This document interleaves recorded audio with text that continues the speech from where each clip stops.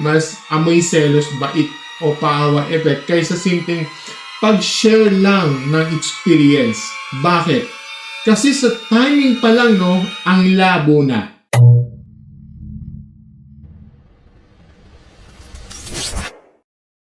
Hello mga stories! Welcome back sa isa namang random reaction podcast dito sa ating channel Martin Stories. Ako pala si Martin, no? At pag-usapan natin ito ngayon, no, na may nagsiselos ba? May nagpapaawa ba? O may gustong takpan ang mas malaking issue? Pananagutan at utang? So, disclaimer lang agad mga stories, no? Base ito ng public post at screenshots na umiikot online, okay? Hindi ito court legal verdict, okay? At di rin natin kino-compare noon lahat ng mga claims, no? Commentary ito, okay? Pero syempre, no, kapag common sense ang usapan dito, may mga bagay talagang hindi na kailangan paikot-ikutin, okay? So, diretsahan ko na, no, kung may issue ka na sa tungkol sa obligasyon, utang, o nasirang relasyon, no? Ang pinakahuling bagay na dapat mong iuuna ay social media drama. So, bayad muna bago pasabog, no? Accountability muna bago paawa effect. So, ito, ngayon, basahin na lang muna natin mga source. Ito yung mga laman ng public post, okay? Ayon sa post ni Christine Laparan Policarpio, ito yung nanay ni Miss Sash na, no? So, ito, sabi nga dito, no? Kung sino man yung nag-message sa kanya, good luck. Aba, dahilan nyo, ipag-pray nyo talaga na magkabutihan, baka isa sa mga nakakabasa nito mapunta pa sa inyo. Kayo din, basta ipaalala nyo lang, nandito lang nanay ni Sash na. Naghihintay magbayad ng utang niya. Salamat mga anak, may the best girl win. Galingan nyo. At may kasama ng screenshot ng mga message request. Ito sabi niya roughly, no? Ay, magandang umaga, Christine. Hindi ko alam kung in love pa rin si Mrs. na sa ex niya, no? Pero gusto ko nang sabihin sa inyo na may pagka-manipulative raw yung ex niya. Yung recent post niya tungkol sa may nag-aalok sa kanya ng i-censor mo itong kasi bago sa YouTube to. One night stand, no? One night stand. Ito yung Onesa. Halata raw yung bagong Facebook profile, no? Na bagong Facebook profile lang yun para magselos si Miss Sash na. Nag-comment pa raw siya doon para dinilit. Okay. Pero dinilit pala. Okay. Tapos, may follow-up description nito kasi si Ma'am Christine, nagsasabing na block ko na po siya. Pakiusap. Huwag nyo na lang i-report kung anong nangyayari sa buhay niya. Isa lang naman ang nais ko na makamove on na siya at makapagbayad sa mga pinagkakautangan niya. Okay. Meron ding isa sa mga screenshot na nag-viral kung saan may post siya. No? Sabi niya, ito yung pwede to, pero pangbayad utang. Ito sa kabilang side na may mga message na hi, magkano honest diba?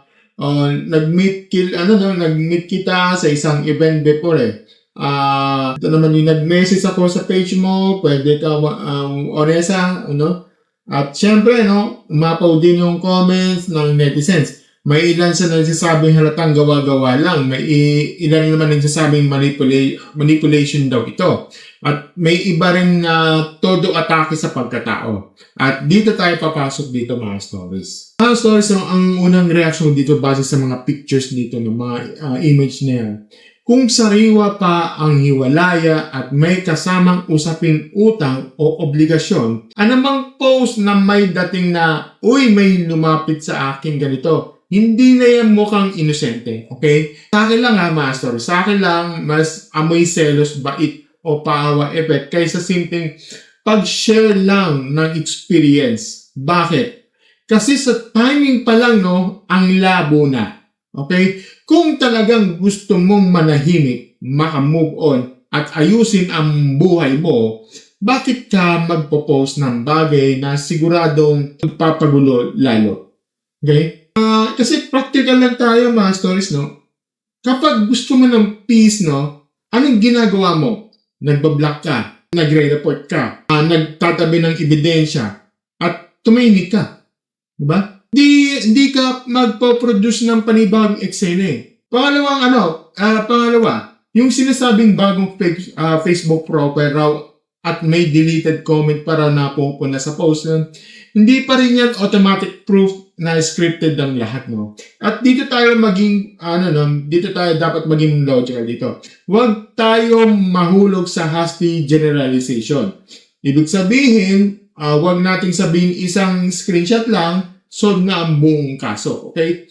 Pero ito rin yung totoo dito. Di rin tanga ang mga tao para hindi makaramdam ng pattern. Kapag paulit-ulit ang style, paulit-ulit yung timing at laging may public sympathy angle, natural lang na magtatanong ang tao.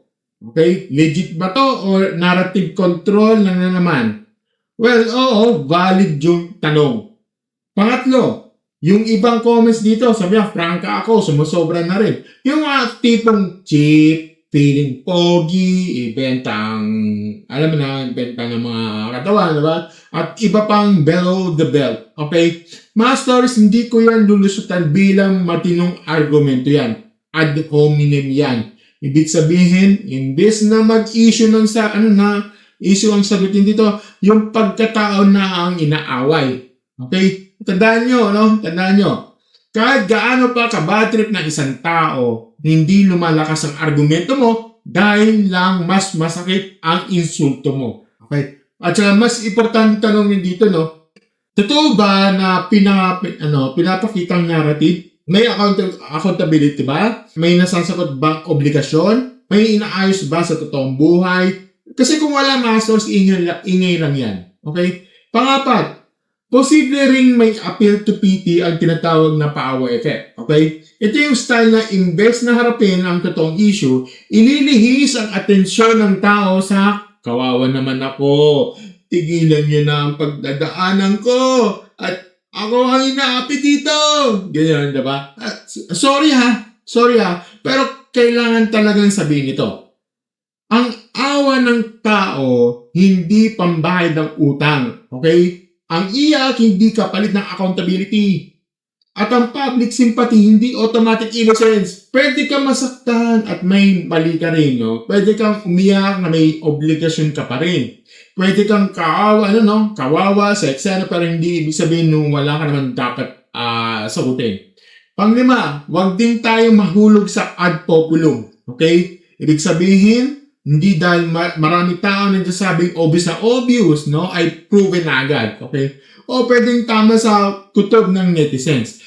Pero kutob pa rin yan hanggat wala ang buo at malinaw na ebidensya. So dapat balance tayo, no? Hindi uto-uto, pero hindi rin padalos-dalos, okay? Panganim, ito yung kung totoo man yung mga manipulation na nangyayari, no? Mas lalong hindi dapat pinapakain ng atensyon. Ang manipulator nabubuhay sa reaction. Kapag lagi mong binibigyan ng audience, lalong lumalaki ang gulo. Kasi ang technical take ko dito, no? Kung may utang, ayusin ang bayaran. Okay? Kung may breakup, tigilan ng public mind games, no? Kung may harassment, i-report at i-document. Kung may ebidensya, idaan sa daang proseso. So, hindi ito parinigan, hindi ito cryptic post, at hindi sa paandar, no?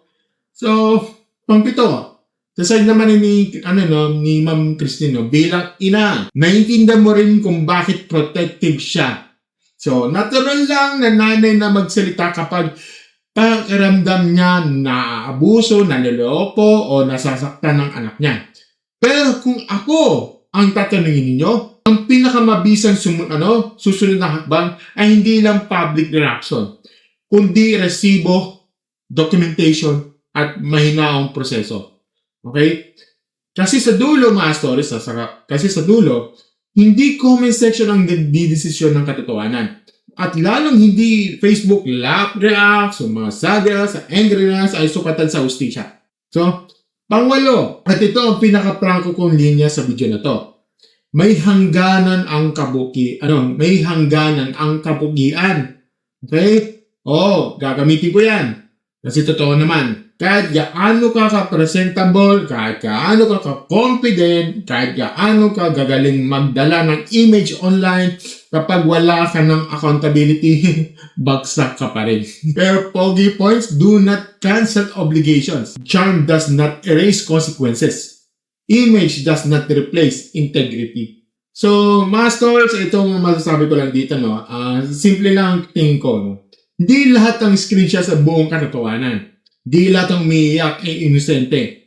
Hindi lahat ng galit sa comments ay tama ang argumento. Pero isa ang sigurado ko dito. Kung may obligasyon na dapat ayusin, well, hindi social media ang sagot dito. Ang mature na galaw dito ay, tigilan ng pasaring, tigilan ng selos bait, tigilan ng paaway-effect, tigilan ng pagkontra ng narrative para magmukhang biktima. At harapin mo yung totoong dapat harapin. Okay? Kung may utang, bayaran. Kung may nasaktan, at umingi ng tawad kung kailangan.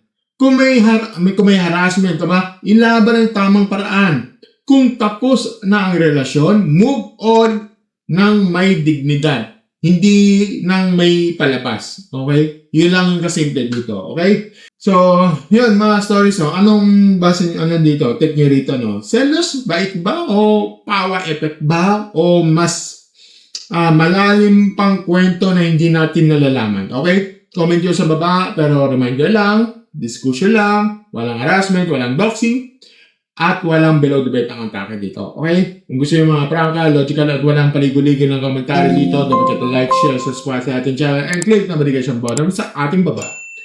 Ako pala si Mikey, as always, mga stories, thank you, and have a good day, Mr. Bye!